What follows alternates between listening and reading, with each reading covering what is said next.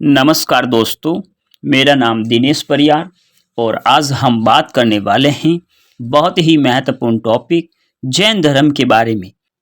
Already हमने जैन धर्म से संबंधित 4 पार्ट अपलोड कर दिए हैं, आप उन्हें देख सकते हैं और ये है हमारा 5वां पार्ट जो जैन धर्म से संबंधित हैं। तो दोस्तों, जो ये तीसरा और चौथा पार्ट हैं हमने अपलोड किया है। अब शुरू कर रहे हैं जैन धर्म। तो दोस्तों, हमने पिछले अध्याय के अंदर बात की थी संवर और आस्त्रव, इन त्रिरत्नों के बारे में बात की और अब हम बात करने वाले हैं निर्जरा के बारे में। तो दोस्तों, बहुत ही महत्वपूर्ण है कि निर्जरा संवर के पश्चात जीव में व्याप्त कर्म समाप्त होने लगते हैं और अर्थात जीव से जो कर्म है ना, ये पूरी तरह समाप्त होने लगते हैं। हमने बात की थी संवर के बारे में। तो संवर के अंदर कर्म का बहाव जीव की ओर रुक जाता है और आस्त्रव के बारे में देखा तो बंधन का जो मूल कारण अज्ञान है और इस अज्ञान के कारण ही कर्म है वो जीव की ओर आकर्षित होते हैं।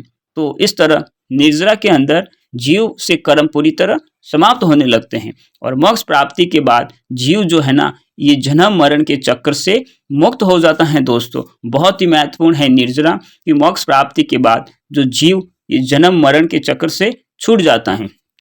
इन प्रक्रियाओं के बाद ही प्राप्ति होती है दोस्तों, किसकी?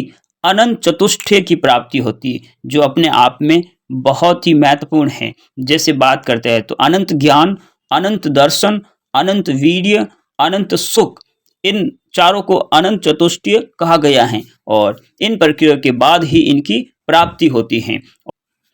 अर्थात जो जीव हैं, ये जीव से जो कर्म है ना, ये पूरी तरह समाप्त होते हैं और समाप्त होने के बाद जो जीव है ना, ये जन्म मरण के चक्र से मुक्त हो जाता है, तो ही फिर अनंत चतुष्टय की प्राप्ति होती है। तो बात करते हैं जैन धर्म के अंदर ईश्वर के प्रति दृष्टिकोण के बारे में। तो ईश्वर के अस्तित्व को ये जैन धर्म स्वीकार करता है, किंतु देवता का स्थान जिनसे नीचे, यानी ईश्वर को ये मानते हैं लेकिन जिन से नीचे। और सृष्टि का निर्माता ईश्वर को नहीं मानता, क्योंकि जी सृष्टि की जो रचना हुई थी ये सार्वभौमिक सत्य से हुई। दोस्तों, सृष्टि की रचना सार्वभौमिक सत्य से हुई है। और बात करते हैं तो जैन धर्म अनिश्वरवादी, अर्थात इसका अर्थ ये नहीं है कि ये ईश्वर को नहीं मानता, मतलब इसका अर्थ ये है कि जो जैन धर्म आत्मा को ही अपने शुद्ध स्वरूप में परमात्मा अथवा ईश्वर मानता है। आत्मा को ही, जो आत्मा राग द्वेष से पूर्णत रहित हो, जन्म मरण से सर्वथा मुक्त हो, केवल ज्ञान और केवल दर्शन को प्राप्त कर चुकी हो, जिसके न शरीर हो, न इंद्रिय हो, न कर्म हो, न कर्म फल हो, ऐसी अजर अमर सिद्ध बुद्ध मुक्त आत्मा ही परमात्मा कहलाती है। दोस्तों, अब और आगे बात करते हैं जैन धर्म जो सृष्टि के प्रति जो इनकी दृष्टिकोण है। तो बात करते हैं कि जो सृष्टि की रचना सार्वभौमिक सत्य से हुई है, बहुत ही महत्वपूर्ण है और सृष्टि है तथा वास्तविक है, जो कभी नष्ट नहीं होती है। यानी सृष्टि के प्रति जैन धर्म मानते हैं कि ये सत्य है, वास्तविक है, कभी नष्ट नहीं होती है। सांसारिक पदार्थों का नाश नहीं होता, अपितु इनका जो रूप है वो परिवर्तित हो जाता है। दोस्तों, बहुत ही महत्वपूर्ण है कि जो सांसारिक पदार्थ हैं इनका नाश नहीं बल्कि रूप परिवर्तन होता है। जैन धर्म वेदों की जो प्रामाणिकता है इनको स्वीकार नहीं करता और जो जैन धर्म है बहुत ही महत्वपूर्ण पुनर्जन्म और संसार को 6 द्रव्यों का समुदाय जैन धर्म मानता है। यानी ये संसार 6 द्रव्यों से बना है, जीव।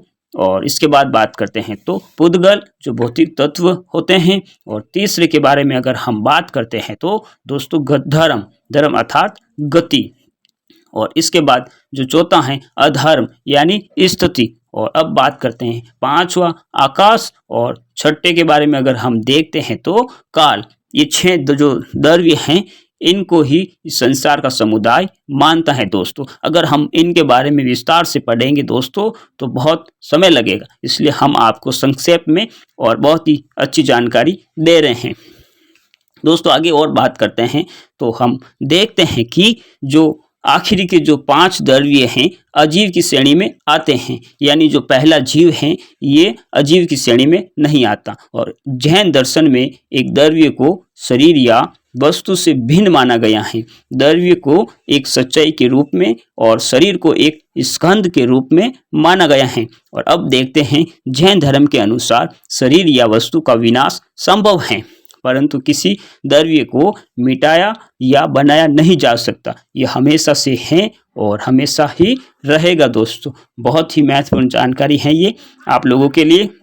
और देखते हैं जैन धर्म ग्रंथों के बारे में अगर बात करते हैं तो जो सबसे महत्वपूर्ण है, अर्धमागधी भाषा के अंदर और अपभ्रंश के अंदर जैन धर्म ग्रंथ की रचना की गई। और जो जैन धर्म की जो बोलचाल की भाषा है, ये बोलचाल की भाषा प्राकृत भाषा है। दोस्तों, बहुत ही महत्वपूर्ण है प्राकृत भाषा जो बोलचाल की भाषा है। और इसमें आगे बात करते हैं तो जैन धर्म का जो बहुत ही महत्वपूर्ण ग्रंथ हैं, इनके बारे में अगर हम देखते हैं तो कल्पसूत्र बहुत ही महत्वपूर्ण ग्रंथ हैं जैन धर्म का और अनेकों एग्जाम में सवाल पूछे जाते हैं। इसके रचयिता के बारे में बात करते हैं तो भद्रबाहु जो कल्पसूत्र के रचयिता थे। और कल्पसूत्र जो ये हैं, ये संस्कृत के अंदर लिखा गया, जो बहुत ही महत्वपूर्ण है। भद्रबाहु के बारे में एग्जाम में सवाल जरूर आते हैं। और ये प्रारंभिक जैन धर्म का इसके अंदर इतिहास देखने को मिलता है।